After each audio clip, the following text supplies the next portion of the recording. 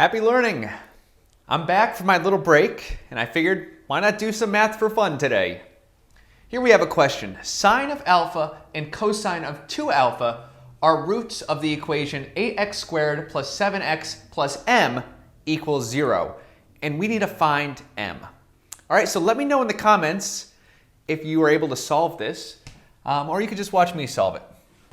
Okay, so the first thing we'll do is let's just divide both sides of this equation by 8. So we have a leading coefficient of 1. It's just going to make our lives a little bit easier. So we have x squared plus 7/8 x plus m over 8 is equal to 0.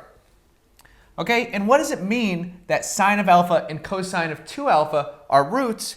It means we could factor this into x minus sine alpha times x minus cosine of 2 alpha is equal to 0. So this left-hand side factors to this. Okay?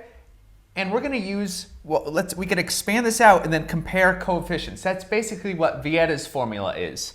Okay? And so when we do that, the coefficient of x on this left-hand side is minus sine alpha times x minus cosine of 2 alpha. So we have that minus sine of alpha minus cosine of 2 alpha is equal to, well, that's the coefficient of x, so it's going to be the coefficient of x here, 7/8.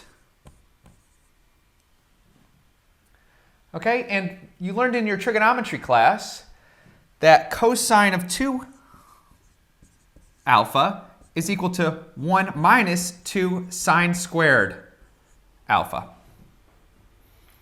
Okay, and so putting this into here, we're going to have a quadratic in sine alpha, and it's going to be easy for us to solve. So what do we have? Minus sine alpha minus 1 plus 2 sine squared alpha is equal to 7/8.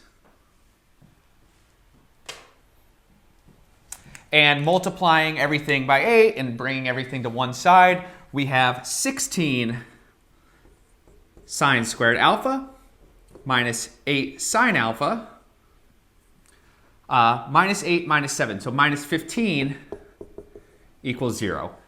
Okay, and this looks a lot easier to solve than what we had before. Let's factor this. 4 sine alpha minus 5. 4 sine alpha plus 3 equals 0. And what do we have? Well, this would say that sine alpha is equal to 5/4. Okay, but sine of anything is between -1 and 1. So this is not a solution. What do we have here? Sine alpha is equal to -3/4. Okay, and that is between -1 and 1. Okay, so we know that the value of sine alpha is going to be -3/4.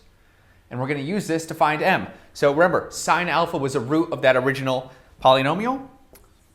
So 8 times -3/4 squared plus 7 times -3/4 plus m equals 0.